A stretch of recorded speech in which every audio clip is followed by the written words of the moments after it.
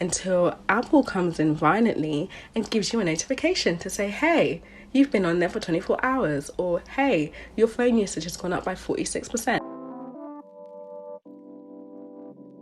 Hello lovely people, welcome back to my channel. It's Canisha. If you're new around here, my name is Canisha and I create video content basically documenting my 20-something experiences. So if you do like the sound of that, go ahead and hit the subscribe button below. In today's video, I just had to come on here because I was shook, and I figured if I'm shook, maybe this might shake somebody up as well.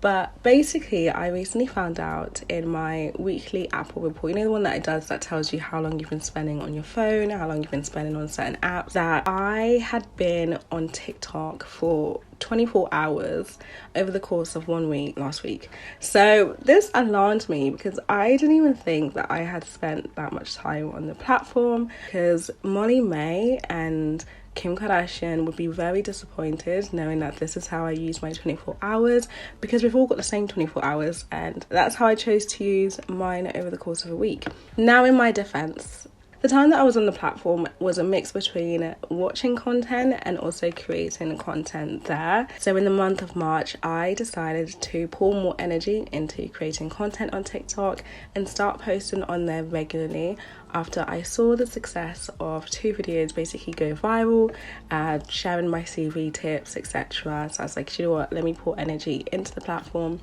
And I just spent more and more time on there without realising that it would amass to 24 hours in just 1 week. Now, this figure, I am normally fine with it because I'm just like, you know what, it is what it is. But a part of me has begun to question my motivations on being on TikTok versus being on YouTube, and kind of what the battle between instant gratification versus delayed gratification. So I mentioned how my time on TikTok was mainly quite passive because I'd watch other people's content, to now be more active and posting myself. I realised that I was drawn to being on the platform due to the instant gratification that it was serving me. And to be honest, that's the nature of these social media platforms, is that they want you to be there for as long as possible by delivering these videos that give you a dopamine rush, 7 seconds long, and you can just quickly consume so much content and get notifications that lead you to wanting to come back onto the platform after you've closed it. And when I was creating content on there, that's exactly what TikTok was doing. Every time that I was on there, I'd get notifications for likes, I'd get notifications about comments, I could see the analytics of how long people have been watching it and how many people have shared it. Like, all of that started to give me a dopamine rush that I was like, whoa, okay, let me put more in because I'm clearly getting a lot out of it. But if you compare that to YouTube, where I can post a video and maybe not even get a single notification from that, you can start to see where this dopamine reaction is coming from and where I end up being attracted to spending my time on. And that ends up being TikTok, because I can get immediately satisfied by posting a video that took me 5 minutes to make, 2 minutes to edit, and 30 seconds to come up with a caption. Instantly, I can get a like. Instantly, I might get a comment, or I can just see the numbers grow faster compared to being on YouTube. And so when I look at YouTube, I recognize that it is something that has more of a delayed gratification, because you're in it for the long run. You know that in order to amass 1,000 subscribers or to reach the 4,000 hours threshold to be monetized, it takes time. It might even take you 100 videos to get to that point.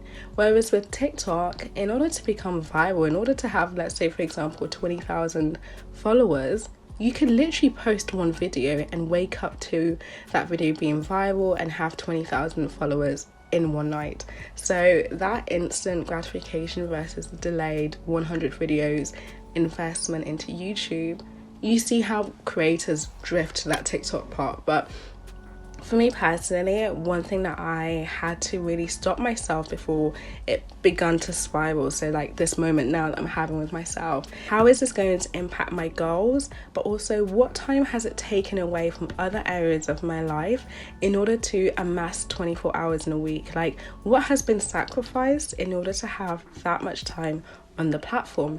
And already looking back at how my last week was, I know I didn't work out as often as I would usually do. I didn't sleep as long as I normally do, so I end up going to bed much later just so I can have another half an hour, another hour on the platform. And same goes for when I'm on my phone. Rather than making use of like replying to people or just doing other things on my phone, I instantly would open up TikTok just to see if there's a different notification on and so forth. So it started to rob other areas of my life without realizing, in order to satisfy that instant gratification that I was getting from being on the platform. So I just realized that, you know what, it's important that we hit reset as often as possible. So that's just having moments to either detox from the app or to put in boundaries to say that, you know what, between the hours of 9 and 5 p.m. I don't go on TikTok, or I make sure that's not the last thing that I do before I go to bed. I read a book or something. That's so important before this spirals into something much deeper or much just like insidious, just because it robs you from other things. And so I guess more of my message right now, or more of my realization, comes from the lens of being a content creator, and that's really making sure that we are also hitting reset and checking in to see if what we've started to invest time in goes towards the goals that we've established, goes towards doing what we wanted to do. Because the time I now invest on making content on TikTok might actually be robbing me of the time I invest in creating content for YouTube, which is my long-term goal, right? It's just a thought and a conversation I'm having in my head now of reminding myself not to just chase the instant gratification that is by being on a platform like TikTok that has such a responsive algorithm and can give me that instant gratification, being like, oh, people watched my video, oh, people liked it, oh, people did this. Like, that's not what I'm chasing. It's great to see results, it's great to see people engaging with my content and they like the message,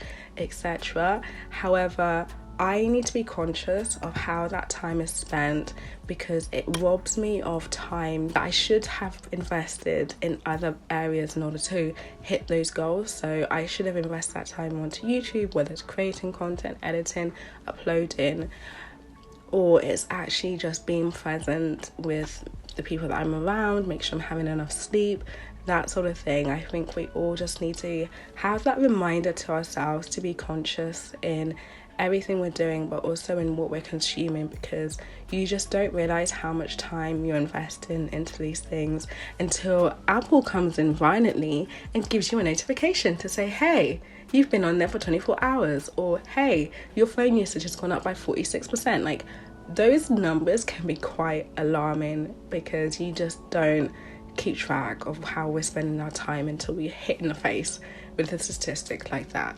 And so I want to encourage you not to be distracted by maybe the short-term wins, because they are fantastic. Honestly, do not get me wrong. I don't want to turn this into like a thing where like I regret how I spent my time on TikTok, because it's actually helped so many people to, you know, with CV, career stuff, and just connecting with some awesome creators. But I just think there's a real big danger in just chasing these short-term wins at the detriment to something else, whether that is the time you spend elsewhere, our attention span, or even just long-term. Like, we have no idea what all the long-term health consequences are to our attention span, just consuming such short-form content all the time. Like, I was realizing the other day that I can struggle to watch an hour-long piece of like TV show or a movie without having the urge to pick up my phone and to see something or to be distracted. Or if I'm watching a video, I have to also be reading the comments. Like, my brain just needs more and more stimulation, and I'm just so used to consuming stuff that are less than 10 seconds long, that anything longer than that, I'm like, oh my gosh, get to the point. Or you start watching things in like 2 times the speed, 1.5 times the speed, just for them to get to the point. So I think that's something also just to be like, whoa, it's actually really scary how much our wiring of our brain can start to be changed with certain things that we're consuming.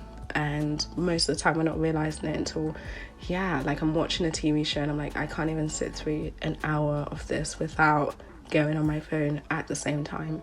So yeah, it's a bit scary, but I think the most important thing is to be conscious of that's what's happening, and then to sort of be careful. And I'm realizing that more than ever, how it can distract you from going after what you're meant to go after. So yeah, that's the end of that. Thank you so much for watching this video.